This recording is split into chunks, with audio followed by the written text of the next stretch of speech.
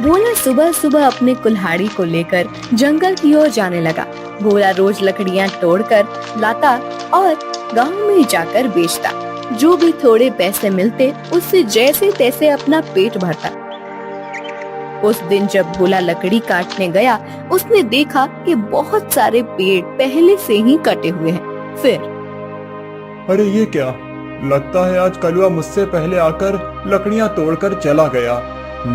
वैसे भी कलुआ को तो मुझसे बहुत ज्यादा लकड़ियों की जरूरत होती है, इसीलिए आया होगा। चलो अब जंगल के और अंदर जाना होगा।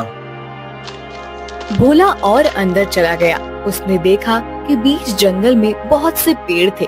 उन पेड़ों को देखकर अरे वाह, यहाँ पर तो बहुत सारे पेड़ हैं। अगले 2 महीनों तक भी रोज लकड़ियाँ काटूं तो भी कम नहीं पड़ेंगी। भोले ने पेड़ काटने के लिए कुल्हाड़ी उठाई। तभी उसने देखा कि ऊपर एक बंदरिया अपने नवजात बच्चे के साथ उस पेड़ पर बैठकर फल खा रही थी। वो बंदरिया इतने प्यार से अपने बच्चे को पकड़कर बैठी थी कि उनका प्यार देखकर भोला रुक गया। ये क्या करने जा रहा था मैं? अगर मैंने ये पेड़ काट दिया, माँ बंदरिया और उसके बच्चे का घर टूट जाएगा। नहीं, मुझे ऐसा नहीं करना चाहिए। शायद इस पेड़ पर बहुत सारे फल हैं, इसीलिए ये बंदरिया यहाँ रहती होगी। चलो मैं कोई ऐसा पेड़ काटता हूँ जिस पर किसी जानवर या पंछी का घर ना हो। भोला और आगे चला गया। उसने अपनी जरूरत के अनुसार लकड़ियाँ काटी और उन्हें बेचने चला गया। ऐसे ही दिन बीतते रहते हैं। भोला रोज उस बंदरिया और उसके बच्चे को देखता। कभी कभी भोला बंदरिया को खिलाने के लिए घर से रोटी भी ले आता। एक दिन जब भोला लकड़ी काटने गया, तब उसने देखा कलुआ उसी पेड़ पर कुल्हाड़ी चला रहा था जिस पेड़ पर उस बंदरिया रहती थी। कलुआ को उस पेड़ को काटते देख, अरे कलुआ, ये क्या कर रहे हो? ये कैसा सवाल है? भगवान ने आंखों की जगह बटन लगाकर भेजा है क्या? दिखाई नहीं देता? लकड़ी काट रहा हूँ। वो तो मैं देख रहा हूँ कलुआ, लेकिन इस पेड़ की लकड़ी क्यों काट रहे हो? किसी और पेड़ की लकड़ी काटो। पेड़ पर देखो, एक बंदरिया का घर है, उसके साथ उसके नवजात शिशु भी हैं कलुआ। तो क्या हुआ?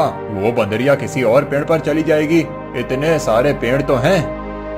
लेकिन कलुआ, लेकिन वेकिन कुछ नहीं। चल निकल जा यहाँ से। आया बड़ा मुझे सिखाने वाला। और सुन, इस पेड़ को तो पूरा मैं ही काटूंगा। ये ध्यान रखना, तुझे चाहिए तो कहीं और चला जा, नहीं तो ये देख रहा है ना कुल्हाड़ी, मुझे जरा सी भी देर नहीं लगेगी इस कुल्हाड़ी को तुझ पर चलाने में। कलुआ पेड़ काटने लगा। भोला बेचारा चाह कर भी कुछ नहीं कर पाया और आगे चला गया। दोपहर के समय जब भोला जंगल से लौट रहा था, तब सपने देखा कि कलुआ ने वो पूरा पेड़ काट डाला था। भोला को बहुत बुरा लग रहा था। तभी उसकी नजर पेड़ के एक बड़े लकड़ी के नीचे गई। वो बंदरिया उस लकड़ी के नीचे मरी पड़ी हुई थी। उसे देख भोला के आंखों में आंसू बहने लगे। भोला को लग रहा था कि शायद उसके बच्चे की भी मौत हो गई है। भोला उस बंदरिया के पास गया। तभी उसने देखा कि बंदरिया ने मरते हुए भी अपने बच्चे को अपने गोद में सुरक्षित रखा था। हे भगवान, तेरी महिमा अपरंपार है। इस बंदरिया ने मरते हुए भी अपने बच्चे को गोद में सुरक्षित रखा है। सच में माँ आखिर माँ ही होती है।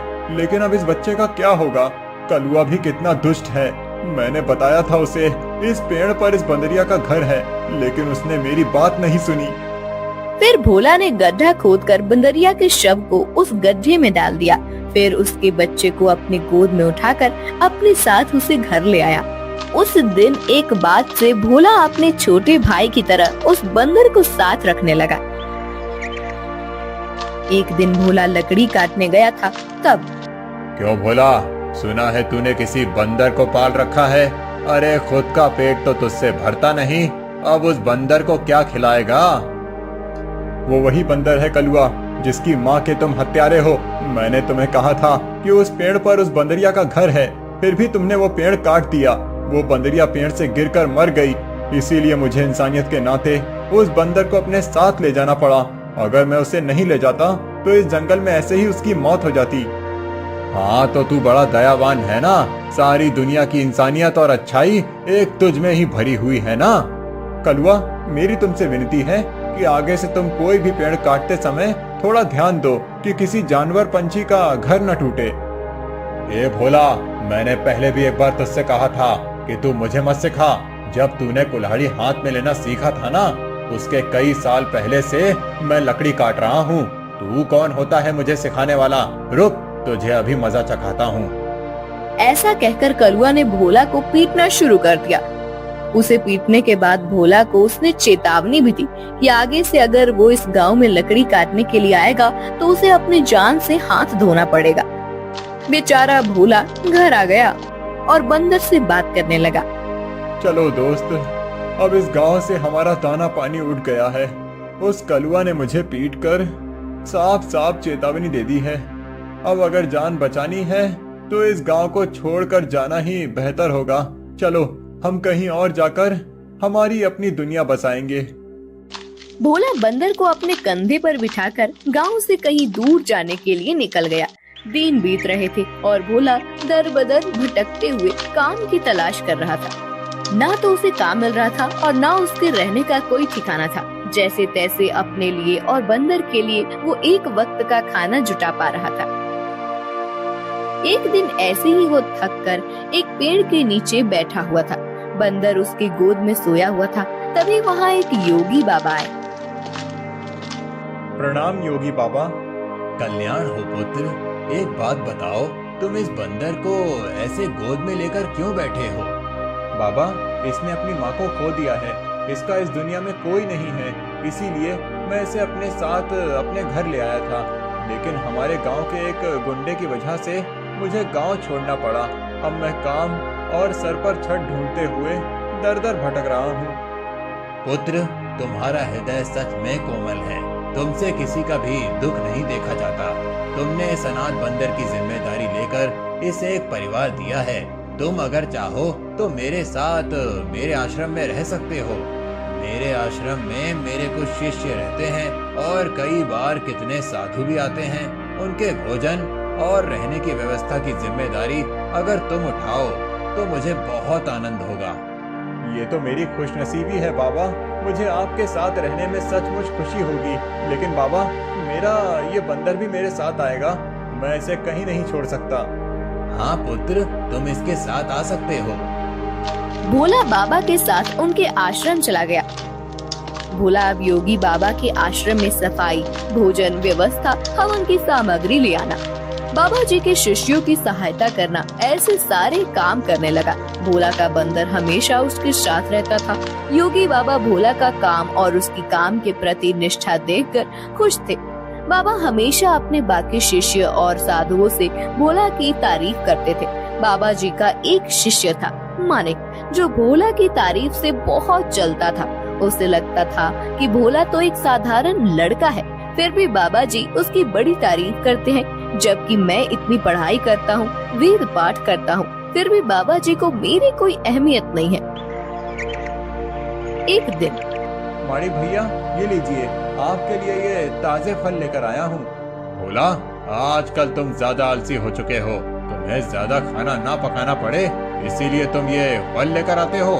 ऐसी बात नहीं है भैया, वो बाबूजी ने आज सबको फलहार करने को कहा है, इसीलिए मैं फल लेकर आया था। भोला बात कर ही रहा था कि तभी उसका दोस्त बंदर आया और उसने मानिक के फल खा लिए। अरे अरे, ये क्या? अरे संभालो तुम्हारे इस बंदर को। पूरे आश्रम को सर पर उठाकर रखा है। ये बंदर मेरे फल खा गया। भोला, अभी के अभी इस बंदर को भगाओ इस आश्रम से, नहीं तो मैं योगी बाबा से इसकी शिकायत करूंगा।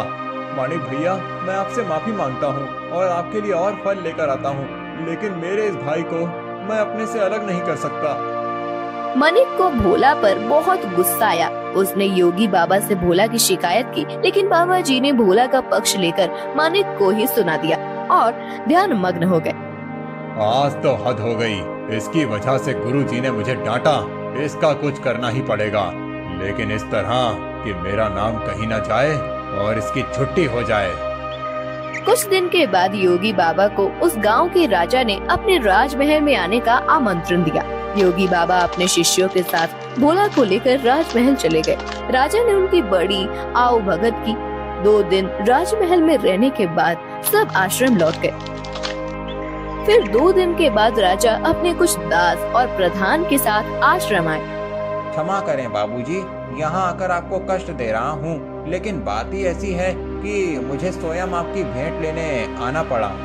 कोई बात नहीं, आपके आने का कारण बताइए। समझ नहीं आ रहा कैसे कहूँ बाबूजी, 2 दिनों से हमारी महारानी का नवलखा हार कहीं गुम हो गया है। समझ नहीं आ रहा कि कहाँ गायब हो गया। साफ साफ बताइए कि आप क्या कहना चाहते हैं। क्या हमारे जाने के बाद से वो हार गुम हुआ है? सच कहूँ तो हाँ। मतलब हम में से किसी ने वो हार चुराया है, ऐसा कहना है आपका? नहीं बाबूजी, मैं आप पर शक करने का पाप नहीं कर सकता, लेकिन महारानी की वजह से मुझे यहाँ पर आना पड़ा। महाराज, आपके यहाँ आने की वजह से मुझे कोई आपत्ति नहीं हुई, लेकिन मैं अपने सारे शिष्यों को अच्छे से जानता हूँ। मेरे शिष्यों में से कोई भी चोरी जैसा पाप नहीं कर सकता। फिर भी अगर आपको तसल्ली ना हो तो आप सबकी तलाश ले सकते हैं। राजा के साथ आए हुए दासों ने सबकी तलाशी ली। तब उन्हें भोला की झोली में वो 9 लखा हार छुपाया हुआ मिला। वो भोला को पकड़कर ले गए। छोड़ो मुझे, मैंने कुछ नहीं किया है। बाबूजी, मैं सच कह रहा हूँ, मैंने चोरी नहीं की। भोला, तुमने चोरी की है? मैं सोच भी नहीं सकता था कि तुम इतनी गिरी हुई हरकत कर सकते हो। नहीं नहीं मालिक भैया, मैं सच कह रहा हूँ, मैंने कुछ नहीं किया। मैंने उस हार को देखा भी नहीं था। बाबूजी, ये लड़का रंगे हाथों पकड़ा गया है। अब मैं कुछ नहीं कर सकता। मुझे इसे सजा दिलाने के लिए महल लेकर जाना होगा। बाबूजी, मुझे बचा लीजिए, मैंने सच में कुछ नहीं किया। आप मुझे जानते हैं, मैं चोरी के बारे में सोच भी नहीं सकता। बुरे से बुरे वक्त में भी मैंने चोरी नहीं की, तो अब क्या करूँगा? मेरा विश्वास कीजिए।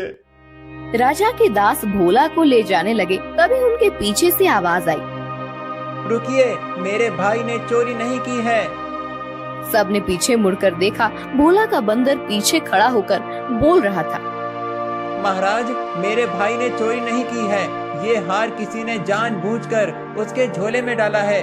ये क्या, एक बोलने वाला बंदर? हाँ, मैं एक बोलने वाला बंदर हूँ।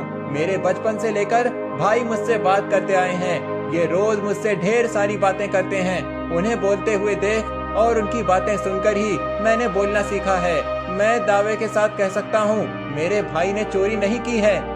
अच्छा, तो तुम दावे के साथ कह रहे हो, तो तुम्हें ये भी पता होगा कि ये हार जानबूझकर इसकी झोली में किसने डाला? हाँ, मुझे पता है। इस माड़िक ने मेरे भाई के झोले में वो हार डाल दिया था। क्या तुम सच बोल रहे हो? नहीं नहीं बाबूजी, ये झूठ बोल रहा है। मैंने सच में चोरी नहीं की है। तुम्हारी लड़खड़ाती हुई जुबान ने सब सच कह दिया है माड़िक। मैं कभी सोच ही नहीं सकता था कि तुम ऐसा करोगे। सच सच बताओ, तुमने चोरी क्यों की? और उसका इल्जाम बेचारे भोला पर डालकर क्या करना चाहते थे तुम? मानिक ने अपनी जलन के बारे में सब सच सच बाबा जी को बता दिया। महारानी के हार की चोरी के जुर्म में मानिक को पकड़ लिया गया। फिर, भोला, तुम्हारा ये बंदर सच में बड़े काम का है। ये हमारे राज्य की बड़ी मदद कर सकता है। मैं चाहता हूँ कि तुम इसके साथ हमारे राज्य के गुप्तचर बन जाओ और हमारे शत्रुओं की गतिविधियों पर नजर रखो। इस बंदर पर किसी को शक नहीं होगा और तुम आसानी से सब पर नजर रख पाओगे।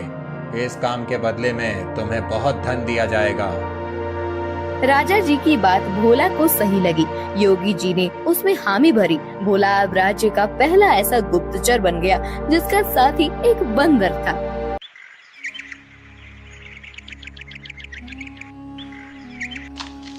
रूपा अपना पिज्जा का ठेला लेकर जा रही थी। ले लो, गरम पिज्जा ले लो, वेज पिज्जा, चीज पिज्जा ले लो। बहुत दिनों से रूपा का पिज्जा का धंधा कुछ ठीक से नहीं चल रहा था। ग्राहक उसके ठेले के पास से गुजरते थे, लेकिन पिज्जा खरीदने के लिए नहीं रुकते थे। तभी वहाँ रूपा के पिता की उम्र का किशोरी लाल आया। किशोरी लाल सीटी बजाते हुए, अरे वाह, आज तो लगता है मेरी नसीब बहुत जोरों पर है। सुबह सुबह चिकनी चमेली के दर्शन हो गए। मेरा रास्ता छोड़िए। अरे रास्ता छोड़े मेरे दुश्मन। हम दोनों के तो रास्ते जल्दी ही एक होने वाले हैं और तुम बोल रही हो कि रास्ता छोड़ दो। ये ठीक नहीं है डार्लिंग। अच्छा, तुम्हें डार्लिंग कहूंगा तो चलेगा ना? वो क्या है ना, मैंने सुना है कि आजकल की लड़कियां को डार्लिंग, जानू, बच्चा ऐसे सब सुनना अच्छा लगता है। तुम बताओ मैं तुम्हें क्या कहकर पुकारूं? कोई जरूरत नहीं है मुझे किसी भी नाम से पुकारने की, जाने दीजिए मुझे। रूपा रास्ता बदलकर जाने लगी। तभी किशोरी लाल ने रूपा का हाथ पकड़ लिया। छोड़ो मेरा हाथ, छोड़ो। अपनी बेटी की उम्र की लड़की का हाथ पकड़ने में शर्म नहीं आती तुम्हें किशोरी लाल? किशोरी लाल नहीं, सुनिए जी कहकर बुलाओ मुझे। और मुझे शर्म आने की जरूरत नहीं है, शादी होने वाली है हमारी। तुम्हारी उस जुआरी बाप ने मुझसे कर्जा लिया था, कर्जा नहीं चुका पाया, इसलिए अपना घर उसने मेरे नाम पर दिया। ये तो मेरी रहमत समझो कि मैंने तुम लोगों को घर से बाहर नहीं निकाला। ये करके भी वो रुका नहीं, फिर से जुआ खेलने के लिए मुझसे पैसे लिए और कहा कि अगर पैसे नहीं चुका पाया तो मेरी बेटी से शादी कर लेना। अब एक तो तुम्हारे बाप को कहो कि मेरे पैसे लौटाए, नहीं तो तुम मुझसे शादी करने के लिए तैयार हो जाओ। हाँ। रूपा मायूस होकर घर चली आई। उसने अपनी माँ भारती को रोते हुए सब बात बता दी। तभी रूपा के पिता, अरे सही तो कह रहे थे सेठ, तुम्हारे तो नसीब खुल गए हैं कि इतने अमीर आदमी से तुम्हारी शादी होगी। नहीं बापू, मैं इतने बड़े आदमी से शादी नहीं करूंगी, चाहे कुछ भी हो जाए। और माँ, आज के बाद मैं नहीं जाऊंगी पिज्जा का ठेला लेकर। रूपा अंदर जाकर रोने लगी। अगले दिन से भारती पिज्जा बेचने जाने लगी। कुछ दिन हो गए, लेकिन फिर भी जितनी जरूरत थी उतना धंधा नहीं हो रहा था। भारती बहुत परेशान हो गई थी। दिन भर पूरे गांव में घूमने के बाद रात को भारती घर जा रही थी। वो एक जगह पर बैठ गई। हे भगवान, और कितनी परीक्षा लोगे हमारी। इतनी मेहनत करके भी पैसे हाथ में नहीं आते। पति है जिसे जुआ खेलने से फुर्सत नहीं मिलती। एक लौती बेटी है, इतनी रूपवती है, लेकिन उसके पीछे वो किशोरी लाल पड़ा है। मेरी बेटी को उस किशोरी लाल के चंगुल से कैसे बचाऊं? पता नहीं ये पिज्जा का धंधा क्यों चल रहा है। अगर पैसे नहीं मिले तो क्या करूंगी? भारती अपने आप से बात कर रही थी। तभी उसके पास एक बूढ़ी दादी आकर बैठ गई। क्या हुआ बेटी, क्यों रो रही हो? क्या बताऊं अम्मा, मेरे जीवन में इतनी परेशानियां हैं कि क्या कहूं। भारती ने अपनी राम कहानी बूढ़ी अम्मा को बताई। बेटा ये लो, कल से तुम ये मसाला डालकर पिज्जा बनाना। देखना, इस जादुई मसाले से जो पिज्जा बनेगा उसका स्वाद के चर्चे दूर दूर तक होंगे। जल्द ही तुम्हारी सारी परेशानियां दूर हो जाएंगी। भारती को वो मसाला देकर बूढ़ी अम्मा गायब हो गई। अगले दिन भारती ने उस जादुई मसाले से पिज्जा बनाया। अरे वाह माँ, आज तो पिज्जा की खुशबू बहुत अच्छी आ रही है। मैं एक खाकर देखूं? वाह माँ, ये तो सच में बहुत अच्छा बना है। कैसे बनाया तुमने ये? इसमें कुछ अलग डाला है क्या तुमने? हाँ, कल रात को ये थक कर उस पुराने खंडर के पास बैठी थी, तभी वहाँ एक बूढ़ी अम्मा आई थी। मैं बहुत परेशान होकर रो रही थी। तभी उन्होंने मुझे मेरे रोने का कारण पूछा। जब मैंने उन्हें हमारे बारे में सब सच बताया, तब उन्होंने मुझे ये मसाला दिया और कहा कि इसमें पिज्जा में डालकर पिज्जा बनाऊंगी तो पिज्जा का स्वाद बढ़ जाएगा। वही मसाला में डाला है अभी इसमें। क्या? उस खंडर के पास? माँ, तुम्हें पता नहीं वहाँ क्या है? तुम इतनी डर क्यों रही हो? ऐसा क्या है वहाँ पर? अरे माँ, कहते हैं कि वहाँ पर एक बूढ़ी का भूत रहता है। तुम्हें जो बूढ़ी अम्मा मिली थी, कहीं वो वही भूत तो नहीं थी? ये क्या बोल रही हो तुम बेटा? कल मेरी मुलाकात एक भूत से हुई थी, लेकिन उसे देखकर ऐसा लग तो नहीं रहा था।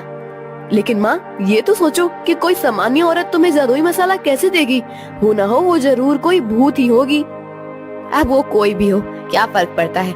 अगर उसके इस मसाले की वजह से हमारे पिज्जा की बिक्री बढ़ गई तो अच्छी ही है ना। सोचो, हम उस किशोरी लाल के सारे पैसे चुका देंगे तो उसे तुम्हारा पीछा छोड़ना होगा। हाँ, ये बात तो है। सिर्फ एक बात याद रखना, किसी को कानो कान खबर ना हो कि हमें किसी भूतनी ने जादुई मसाला दिया था। भारती अपना ठेला लेकर निकल पड़ी। जादुई पिज्जा की महक पूरे गांव में फैल रही थी। अरे भारती, आज तो बहुत बढ़िया खुशबू आ रही है तुम्हारे ठेले से। जरा एक दो पिज्जा खिलाओ तो। भारती ने लालचंद को गर्मा गर्म पिज्जा सॉस के साथ दिया। लालचंद पिज्जा खाने लगा। अरे वाह क्या स्वाद है, वाह वाह मजा आ गया। भारती क्या खूब पिज्जा बनाया है आज तुमने, सच में दिल खुश हो गया। वैसे तो मुझे ये पिज्जा विज्जा कुछ खास पसंद नहीं है, ये तो सारे नए जमाने के चोचले हैं, लेकिन उसकी सुगंध इतनी अच्छी आ रही थी कि मेरा जी मचल गया। ओह ये लो पैसे, और एक काम करो 4 पिज्जा पैक करके देना, घर पर ले जाता हूँ, बच्चों को बहुत पसंद आया। लालचंद की आवाज सुनकर कुछ और लोग वहां आ गए और पिज्जा खरीदने लगे। भारती बहुत ज्यादा खुश हो गई क्योंकि आज उसकी बोनी ही एकदम बढ़िया हो गई थी। कुछ देर के बाद भारती गांव से होकर कॉलेज पर चली गई। कॉलेज के बहुत सारे बच्चों ने पिज्जा खरीदा। दोपहर तक सारे पिज्जा खत्म हो गए। भारती घर आ गई। माँ इतनी जल्दी आ गई आज? अरे पूछो ही मत, आज तो गजब हो गया, सच में उस मसाले ने तो कमाल कर दिया। जब मैं यहाँ से निकली थोड़ी दूर पर लालचंद सेठ मिल गए। पिज्जा की खुशबू से गीचे चले आए। 2-3 पिज्जा खा लिए उन्होंने और 4 पैक करके घर ले गए। इतनी तारीफ कर रहे थे पिज्जा की कि क्या ही बताऊं। उनकी आवाज सुनकर कुछ और गांव वाले आए और उन्होंने भी पिज्जा खरीद लिया। आज तो बहुत अच्छी बोनी हो गई थी। फिर मैं कॉलेज पर चली गई। वहाँ भी बच्चों की खाने की छुट्टी हुई थी, क्या कहते हैं उसे, हाँ रिसेस। बहुत से बच्चे बाहर आए और पिज्जा लेकर चले गए। सारे पिज्जा खत्म हो गए। अरे वाह, मतलब भूतनी ने दिए हुए मसाले ने आपका काम कर दिया। माँ अगर रोज ऐसे ही पिज्जा की बिक्री होने लगी तो बहुत जल्द हम सारा कर्जा चुका देंगे। हाँ बेटा ऐसा ही होगा। एक दिन रूपा, मैं सोच रही हूँ कि मैं दोपहर को घर आ जाती हूँ, बाद में पूरा टाइम मैं खाली बैठ रहती हूँ, तो क्यों न शाम के समय भी पिज्जा का ठेला लगाना शुरू कर दूँ। लेकिन माँ तुम कितना काम करती हो, शाम को भी काम करोगी तो थक नहीं जाओगी? थक तो जाऊंगी, लेकिन सोचो मुनाफा भी तो दुगना हो जाएगा। अगले दिन से भारती शाम के समय भी जादुई पिज्जा का ठेला लगाने लगी। उसे दुगना मुनाफा होने लगा। कुछ दिनों में भारती के पास बहुत सारे पैसे जमा हो गए। एक दिन वो कर्ज के सारे पैसे लेकर किशोरी लाल के कोठी पर चली गई। आओ आओ भारती, आज सुबह सुबह मेरी कोठी पर, लगता है शादी की बात करने आई हो। किशोरी लाल, मैं पागल नहीं हूँ जो मेरी रूपवती बेटी का हाथ उसके बाप की उम्र के आदमी के हाथ में दे दूं। बिल्कुल तुम पर ही गई है तुम्हारी बेटी। कुछ दिन पहले वो भी यही कह रही थी, लेकिन शायद तुम दोनों को अभी तक समझ नहीं आया है कि रमेश ने ही मुझसे वादा किया है कि अगर उसने लिए हुए कर्जे को वो चुका नहीं पाया तो वो रूपा का हाथ मेरे हाथ में दे देगा, और तुम लोग तो मुझे पैसे वापस करने से रहे। तो तुम्हारे पास चारा ही क्या है? अपने सपनों से बाहर आओ किशोरी लाल। कहीं ये कांच का सपना टूट गया तो उस टूटी हुई कांच के टुकड़े आँखों में चुभ जाएंगे और आँखों से खून बहने लगेगा। ये लो, मैं पैसे लेकर आई हूँ, तुम्हारा सारा कर्जा सूद समेत लौटा रही हूँ। क्या? कैसे? वो भी इतने सारे पैसे आए कैसे तुम्हारे पास? ये ले तेरे पैसे, और आगे से मेरे दरवाजे पर आने की जरूरत मत करना। और हाँ, मेरी बेटी को आंख उठाकर भी मत देखना आज के बाद। भारती किशोरी लाल के कोठी से चली गई। किशोरी लाल अपने कंप्यूटर के सामने बैठकर स्टॉक एक्सचेंज में ट्रेड करने लगा। कुछ दिनों के बाद भारती को कॉलेज के कैंटीन में पिज्जा बनाने का काम मिल गया। उसने अब पिज्जा का ढाबा शुरू कर दिया था। दोपहर में भारती कॉलेज के कैंटीन में काम करती थी और शाम को रूपा के साथ मिलकर अपना पिज्जा ढाबा चलाती थी। एक दिन किशोरी लाल के कोठी पर, पापा आप ऐसे सर पर हाथ रखकर क्यों बैठे हैं? क्या बताऊं बेटी, कुछ दिनों से शेयर्स लगातार गिर रहे हैं, मुझे बहुत बड़ा लॉस हो गया है। क्या? तो अब आप क्या करेंगे आप? अब क्या, जितना भी पैसा बचा है उसे भी लगा देता हूँ। अगर 2 दिनों में शेयर्स ऊपर चले गए तो डूबे हुए सारे पैसे वापस मिल जाएंगे। लेकिन अगर ऊपर नहीं गए तो? शुभ शुभ बोल कलम हुई, एक तो मैं पहले ही इतने टेंशन में हूँ और तू ऐसी बातें कर रही है। जा अब यहाँ से। 3 दिन बीत गए लेकिन शेयर मार्केट ऊपर नहीं आया। किशोरी लाल के बच्चे खुचे पैसे भी डूब गए। उसे अपनी कोठी भी बेचनी पड़ी। अब किशोरी लाल रास्ते पर आ गया था। किशोरी लाल को लॉस से इतना धक्का लगा कि उसकी हालत बहुत खराब हो गई और उसने बिस्तर पकड़ लिया। घर की जिम्मेदारी अब शीतल पर आ गई। गांव में ही एक छोटे से टूटे फूटे घर में दोनों रहने लगे। 3 महीने के बाद, पापा ये लीजिए, दवाई पी लीजिए। बेटा, दवाई के लिए पैसे कहाँ से आए तुम्हारे पास? पापा, मैं एक जगह करती हूँ, उससे जो पैसे आते हैं उसी में दवाई लेकर आई हूँ। और पापा, मैंने इस घर का किराया भी दे दिया है और खाने के लिए राशन भी भर दिया है। अब आप सो जाइए, मुझे काम पर जाना है। ये सब उस भारती की वजह से हुआ है। जिस दिन से वो आकर मुझे खरी खोटी सुना कर गई, उसकी बेटी भी हाथ से चली गई। मैं छोड़ूंगा नहीं उस भारती को। पापा, आप तो समझिए, इसमें भारती चाची की कोई गलती नहीं है। रूपा मेरी उम्र की है। उसके साथ शादी की बात करने के बारे में सोचते हुए आपको ही शर्म आनी चाहिए थी। कौन सी माँ चाहेगी कि उसकी बेटी की शादी ऐसे आदमी से हो? मुझे बहुत दया आ रही है उन पर। दया तो उन्होंने हम पर दिखाई है पापा। मैंने आज तक आपको बताया नहीं, लेकिन हमारा घर जो चल रहा है ना, वो उनकी वजह से है। मैं भारती चाची के ढाबे पर ही काम करती हूँ। क्या सच? हाँ पापा, आपने उनके साथ इतना बुरा किया, उनका घर ले लिया, फिर भी उन्होंने हमारे बुरे वक्त में हमें सहारा दिया है। किशोरी लाल शीतल की बात सुनकर हक्का बक्का रह गया।